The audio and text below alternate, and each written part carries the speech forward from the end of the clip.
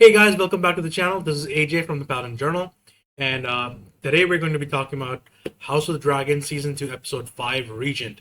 This one came out today. It was directed by Clare Kilner and written by Mikkel. Now, this episode is very different from last week's episode. This one is more in the vein of episodes 1, 2, and 3. And that is because there is no big action set piece in this episode. It's all basically advancing the storyline from last week, and it's doing character work, taking us on a tour across Westeros to see where all the major characters are, what their reactions to last week's episode is, and moving things a little bit forward. Not too much, but setting up some new plot lines and stuff. And honestly, my reaction is I was a little bored of it. And I will say that there are a lot of reasons for why I was so bored of this episode. I mean, it's all like, once you give people a big action set piece like what we had last week with Rook's Rest, then, you cannot tone things down too much. And that is what this episode does. It brings the action all the way down, and it's just people just talking and talking and talking, and there really isn't much to latch on to maintain interest. At least that's what I felt. Like when we see the scenes with Rhaenyra, that's good stuff because she has to process yet another tragedy. Her biggest supporter on the council is now gone. It's a big adjustment for her. We go to Corlys, and as far as he's concerned, his entire family is gone. All he has left are two granddaughters, and even they are like not that close to him. One of them is living a continent away in the Eyrie with House Aaron. The other is serving Rhaenyra Dragonstone, and it just like you feel a sadness that this guy has, and it just makes you feel so sorry for the guy because we've seen throughout the show that these two, they have perhaps the best dynamic of any other couple across House of the Dragon, and I would maintain for most of Game of Thrones as well. They trust each other, they respect each other. They do have their own conflicts, but that never takes away from what their strengths are together.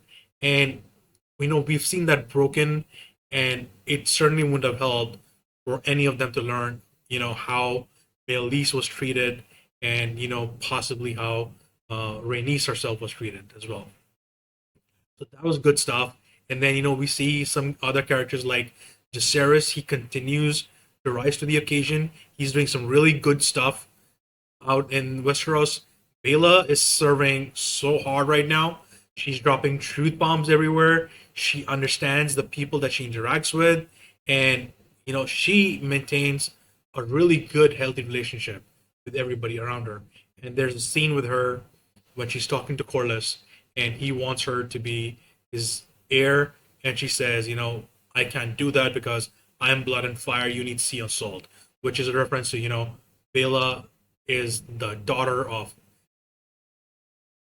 I'm sorry, Bela is the daughter of Daemon. Keep getting all these names confused, man. It's so hard. Um, Bela is the daughter of Daemon. He's a Targaryen, and his blood carries through her, and even her mother Lena, when even though she was born and raised as a Velaryon, she ultimately married a Targaryen, and she has blood and fire through her grandmother Rhaenys, who was also a Targaryen, before her marriage to Corlys, and Lena died with dragon fire. So it's all of that reference and stuff. And when she says sea and salt, she's referring to House Velaryon, with Corlys as its current leader. They they're basically the naval armada of Team Black, and he is the Lord. He's the Lord of the Tides, I believe the title is, and all of that. And his seat at Driftmark, it's called High Tide. So there's all that reference. So this is possibly a reference to what we talked about with the episode 4 video, where we meet a potential bastard son of Corliss. So who knows? Maybe that bastard son, he is going to be named heir at some point.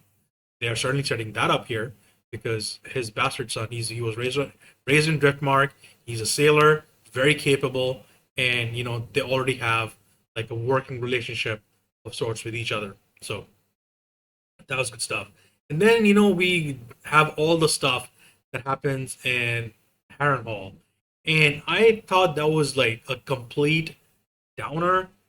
Like Damon is trying to create an army, a ground army to command against Team Green. But there's all this stuff, all this spooky stuff that's going on in Harrenhal with Alice Rivers and all these visions he's having, even when he's awake, and all these dreams. And it's starting to take a toll on him mentally. And one of the scenes with him is a very sexually charged scene, and it comes across as rather uncomfortable, especially since we know the kind of history that the Targaryens have at this time. And we've seen from like an earlier episode, I believe it was episode 3, when Damon first comes to Harrenhal, and it's a flashback scene involving Billy Alcock's young Rhaenyra. And so this scene was kind of in the vein with that, but it was very sexually charged. And we learned the identity of the person that Damon was engaged with in that vision, and it's like it's seriously bothersome stuff. And I would have rather preferred if all of that just got cut, but it is what it is. But I felt like we were diving too deep into Damon's character, and there's this whole turn going in, where some of Rhaenyra's worst fears are being realized, and Damon is trying to consolidate a power base for himself. So that is just like, you know, I feel it's a big turn for the character, and I kind of feel that it's not earned. It's more that Damon's just kind of going mad, I guess, and I just didn't get with it. It felt too dreary, too dragged on, and I would just rather just be done with that entire Harrenhal storyline. Like the only character I really like in that whole scenario is Sir Simon Strong, who is like an uncle to the previous Lord of Harrenhal, which was uh, Sir Lionel Strong and his son Harwin Strong. Harwin Strong being the actual father of Jacaerys and Lucerys, but they are both dead. Murdered by Larys Strong, who is on Team Green, and he is the brother of Sir Harwin. He's the only character there who has the sense to see what is happening in the Riverlands and the surrounding areas and everything. And he's trying his best to counsel Damon, but Damon is like, he's just off in his own head.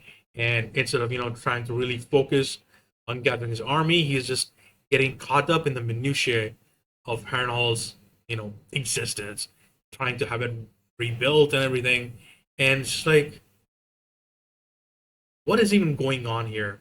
There's a huge gap of communication between him and Rhaenyra, and while I feel that that aspect does serve the storyline further, this is a sinking morass, basically, and it kind of like the feeling I get mirrors some of the dialogue that we've seen before, such as in episode 4 with Larry Strong during a meeting of a small council, where he's pretty confident that Harrenhal is just going to consume Damon's awareness, his consciousness, or whatever, and the curse of the place is gonna just haunt him deeply. So I was like, yeah, I guess it's good stuff, but ultimately, I'm not sure I see what the exact direction is, because you know Damon has no chance on his own. Like he has his own Dragon Caraxes, which is fairly huge at this point, but still pretty small compared to Vagar or even the Black Zone Vormithor, if Vormithor ever gains a Dragon Rider. More on that later. That's an important thing. But I'm like, is he going to rebel against Rhaenyra? And he certainly professes some desire to do so, but I'm just kind of wondering whether it's, he's just doing that for the benefit of Sir Simon Strong and the others at Harrenhal, or he's just like, he really believes all that because he's going to be on his own. Like, no matter how big, excuse me, no matter how big of a ground army he has, ultimately this has become a war of the dragons. And, Daemon can bring his one dragon all he wants, but he's going to be faced in that scenario by at least three dragons on the black side, and you know, however many can be conjured up for the greens. I mean, Aemon still has Vagar, and Helena has has Dreamfire, and I wasn't sure if Aegon's Sunfire survived. It's not made clear in the show. I think I'd have to rewatch it for that, but you know, it's not going to be an easy thing for Damon to stand alone like that. So, and he hates Team Green. So, him splitting off from Rhaenyra in any way seems like a really unwise course of action. And the show is really hammering that. So, I'm sure it's going to be a major point next episode, or maybe the one after that, or whatever. But we only have 3 more episodes to go, and something needs to happen pretty soon on that front. Now, moving from that to one of the most crazy moments in this entire episode is when Jacaerys he rebels in a way against Rhaenyra because, as we saw previously, he's fed up of staying at Dragonstone, especially after Luke's death, and he wants to go out there and he wants to prove himself. Which, personally, I don't think he really needs to as an outside viewer, in a lot of respects, because he's already secured the north, and there's an army marching down south from House Stark. He secured the allegiance of the Vale, even though the terms that were set by Lady Arryn haven't been exactly met by Team Black. But that is that can be argued in a bunch of different ways. But he's already proven himself in that respect. So his desire, it's working for now to get an advantage for Team Black, but I'm getting more and more concerned whether or not he's going to survive. Like, at this point, I think it would be a dream scenario if he survives the Dance of the Dragons. I'm thinking he's not, because there's kind of like the way that he's built up and how George R. R. Martin tends to treat these characters, the ones who really shine out like that. So I'm not hopeful that he's going to survive. I hope he does, but not really. I don't think he is. But all the same, he had another crazy episode outing this time, and it's like he's like, I need to do more, and I'm going to do more. I don't need Rhaenyra to tell me what to do. He just takes off. He tells Bela, and she tells him to be, essentially be, do what you believe, but know that your mother loves you. So that was like good emotional rapport between these two characters. And like I said, dream scenario is if Jacaerys survives. I think a bigger dream scenario is if they both survive and they become king and queen. But happy endings, they don't happen in Game of Thrones. Martin's writing is absolutely not like that. So, we'll deal with that when that happens. But these two are possibly my favorite characters of this entire season, let alone the show. So there's that. So, anyways, what he does, he goes to the Riverlands and he seeks out the Freys, and he gets their help for Team Black because the land that they control has a very important crossing, and Team Black needs the Starkmen to cross that cross those borders and join up in Harrenhal, presumably, which was kind of bittersweet in a way because it gives you flashbacks of Game of Thrones season 3 because Robb Stark agreed to marry Walder Frey's daughter, one of his daughters, in recompense for having his men cross through and everything, for supporting um, the King in the North, as Robb was being called. But as it turns out, the Freys betrayed everybody in alliance with the Boltons, and they joined up with the Lannisters, and they murdered Robb Stark and all his men, and his mother, and his consort, we'll say, his companion who was pregnant with this child, and everything, the Red Wedding scenario, and everything that happened, which was like absolutely freaking brutal. It's like there were I'd seen spoilers for that before we got to the episode. It was like literally one of the biggest talked about moments of the show, before the episode was released. And spoilers were everywhere, so that was hard to avoid. But, still seeing how it all played out just left, such a bad taste in the mouth. And now we have this where Jacaerys, he exerts his influence, not just as a prince of Dragonstone, but also a dragon rider. And I was like, hell yeah, this is what we needed, This is the kind of stuff that we need because it's badass, it advances the character arcs, and it has some really cool callbacks to other stuff that we've seen so far in this franchise. And, it's a big win for Team Black. And I'm a huge supporter of Team Black for like so many reasons. That was good stuff, Jace. But people have been making jokes about this all day. But it's like, so once again, we have a prince going to the Freys, asking for their help in allowing an army through their lands, and that was some good shit, man. So, anyways, that's that. And now we come to Team Green itself. We've seen all the other people, as a single character arc. But now we come to Team Green. And they have so much to do. Like, the episode literally kicks off with Kristen Cole parading the head of Melees throughout King's Landing as they come in through the gates and go to the castle. And, for a moment you're like, wait, what's going on? And then you see like they start, and then the episode unfolds, and you realize that this is probably one of the biggest blunders that Cole could have made, and that again speaks to how incompetent he is.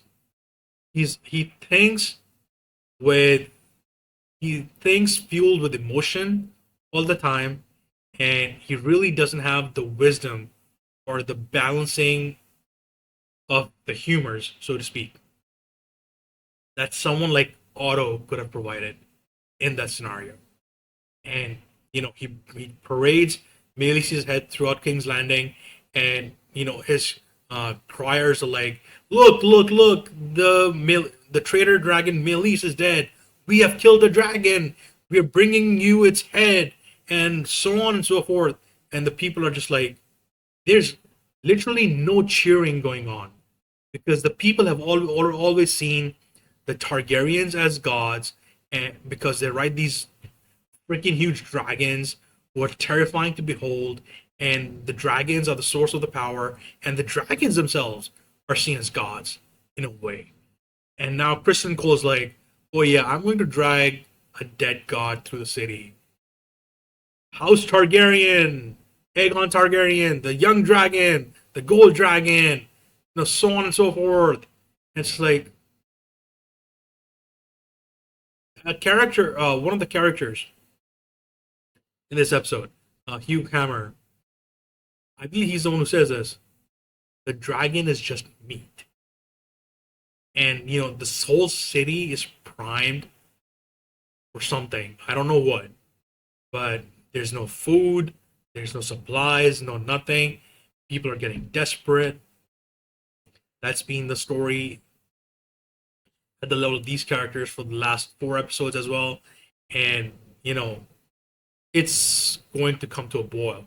Um, I've seen some spoilers that tell me what eventually is going to happen, but fortunately, I've only seen it like, oh, this is going to happen. This event is going to happen. So I don't know too much about it, but I can guess what it means and, what tragedy is going to happen next. But man, this was once again like, and you can see the horrified looks that Allison is giving this whole stupid display. Like Cole could, Cole has a good reason, right? Because he's bringing the injured body of the king behind the dragon in a wagon, and he wants to distract from that. But dude, you just told the people that their gods are not gods, that they can be killed. And when you consider that in pretty much most fantasy settings, a royal family generally claims to have a divine purpose, a divine right to rule, and messing with that gets you in all sorts of problems. And this is literally another mistake that he makes. And literally, this character has been making mistakes for like, I don't know, like 9 episodes or more. And he's like, he's good as a military commander. Like I believe I said that in my episode 4 review. He's good in military matters, uh, tactics, maybe a little bit of strategy, but this guy has absolutely no understanding of politics. Like I can just imagine right now that Otto Hightower is looking down from Old Town and he's seeing what's happening, and it's like, yeah, this is yeah, these people are freaking idiots. Like he told Egon and Cole that they were idiots in episode 3, and everything he has said has been borne out. Last episode it was Egon. This episode it's Chris Cole, and that was just like so disturbing to see, And at least we know that the king has survived. So, although he is not able to resume his duties because he's pretty much a charred corpse, he's broken, he's battered. He's not gonna wake up. He is not conscious particularly. And like I said earlier, we're not sure if Sunfire survived. She probably did, but maybe not. They don't show Sunfire at all here. And then it's like, there's a question of, well, who's going to rule? And now this is where, we once again see how hypocritical Allison has been all along. When her father was handed the king and Viserys was indisposed, they had the power. And Otto had absolutely no issue with essentially letting Allison take the reins. And, they, in consult with each other, pretty much, they are the ones making decisions. And sorry, not Rhaenyra, Allison is leading the council. That's totally fine with him. He's doing what he wants to do, and he has Allison as the front. And that was the thing. And we've seen that Allison opposed Rhaenyra's declaration as being heir, or her status as a heir, because she was a woman, and there's this whole misogyny thing going on. But now it's all coming back full circle in a way, because now Allison is like in the small council meeting with everybody present. Allison's like, yeah, I can step in for Aegon. I can be a regent once again. But everybody else was like, yeah, kind of not. We have Aemon. He's right there. He can be the regent until Aegon wakes up. And she's just like, what are you guys talking about? And then she looks to Larys for support. He's like, Aemon. She looks to Cole for support. He's like, Aemon. And then, I hope she had this, sinking feeling how badly she screwed up. Everything she's blamed or put on Rhaenyra, all the bad stuff that she claims, all of that, she takes a part in, and then it ends up happening to her, and she's like, yeah, you kind of set this all up. This is all literally, this is all your fault. And it's a great moment in this episode. It's one of the few, like, redeeming qualities of this episode. But it felt really good to see how, the character has to come to this sad realization of, where they stand. Like, she stands up in a room full of men who want power for themselves, and she's like, yeah, I can take the power. I'll take it. It's mine. And they're all like, yeah, no. And there's no one to really adjudicate or anything. So it's like, yeah, Allison is out, Aemon is in, and he's like a million times the king that Aegon ever was. Despite all these everything that's happened in the last few weeks.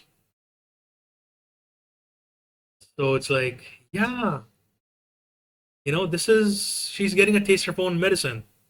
This is how it feels, Allison, when you're a hypocrite. So, maybe you should have listened to Rhaenyra. Would have avoided all this, and not being such a traitor to your friend who did not want this war, but you started it, and now you have to suffer the consequences. You can't escape it. And it's like the betrayals that are happening with Allison, despite everything she's given up, literally her almost her entire life, her mind, her body, her wisdom, her kids, grandkids, her husband, everything, her friend. And this is where she has ended up. And it's just sad. But, as a viewer, as a Team Black supporter, I'm like, yeah, you deserve that. So, anyways, that's all of that. The pacing of the episode was okay. Nothing particularly great about the cinematography this week. I think it's just a lot of the really good shots are there. But and there's some amazing one-liners, but nothing really stands out other than everything, other than stuff that I mentioned, like Jacaerys going to the Riverlands, Corlys and Bella's talk, you know, and then stuff that happens in King's Landing, whether it's the stuff that is really sad to see, such as, Meleese being paraded around and everything that happened with Allison. But, you know, there were some redeeming qualities. And in the end, I just want to say that they build up on another great point where, the Targaryens have so many bastards and so many connections with the other houses, you know, via the genetics and everything, that finally they're going to try and get more dragon riders. I thought that was a pretty good spin on the whole thing. Wasn't really expecting that to happen, although I had read about it last week in a wiki somewhere. I thought it might come, later on in another episode, maybe towards the end of the season, and it would be explored fully in season 3. But they're setting up the groundwork already, and with some of the stuff that's going to happen in King's Landing and elsewhere, I think it's they just might just show us a bit of it right now in season 2, and then fully explored in season 3. So I think that's going to be pretty good stuff. But what I really liked about all of that was that again, to contrast everything that is going on with Alicent and her children, here we have Rhaenyra and Jacaerys working together. They respect each other and they complement each other, not just with their words, but with their actions. And it's like, interlocking links of a chain. That's how they are. Whereas you look at Allison and she's then completely cut off from her kids. They don't really care about her.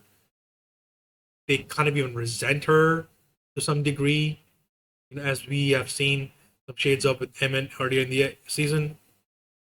And there's no emotional connection that she really has. They all suffer from this like trauma that they've grown up with in the last like 10, 15 years or whatever it is.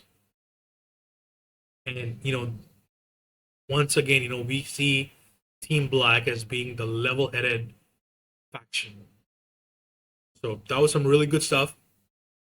Great way to end the episode as well, I think. And I'm really looking forward to next week because it looks like it's going to be another explosive episode, quite possibly. So that should be some good stuff. And I think that they brought down the intensity a little too much this week. They could have certainly added more. My understanding is that the original source material is basically short stories and novellas. That it's not one or two large coherent novels. So there's certainly room to add a lot of stuff in. But they're working against the length of the season, the runtime of the episodes, and all of that. So it's all up in the air. I think this is when you do an adaptation like this, and of course, Game of Thrones suffered this as well. And in that case, it was much more contrasting. But with Fire and Blood, that's source material, and other sundry works, I think this season might be suffering a little bit from that aspect of the source material. Like season one, it was a bit of a downer because there were so many time jumps and everything, and there wasn't a lot of material connecting between those time jumps. Whereas right now, like I said in my episodes 1 to 3 review, this season is much more self-contained that way, and it's much more consistent. But all the same, I'm starting to see how some of the stories are going to burn out, and we are really not getting a fuller story, so to speak, which I think would have been really critical here. So, but anyways, I'm having fun with this season. There's certainly some really good stuff happening. A lot of my favorite characters certainly changed. Damon is out. I think he's becoming a little too much villain coded for my tastes, and he really needs some therapy, like some serious top tier therapy. That's what he needs. And of course, Team Green needs that as well. A little bit with Raynor as well. But anyways, so that's me, guys. That's episode 5 of the season, and I'll see you guys next week as we talk about episode 6. And hopefully, in the meantime, maybe there will be some interviews or stuff with the cast, maybe with the showrunner, with the writers or something, and I'll see if I can do a roundup for that as well. But anyways, here's me signing off. Be sure to like the video, subscribe to the channel, and check out all my social media, and I'll see you guys next week.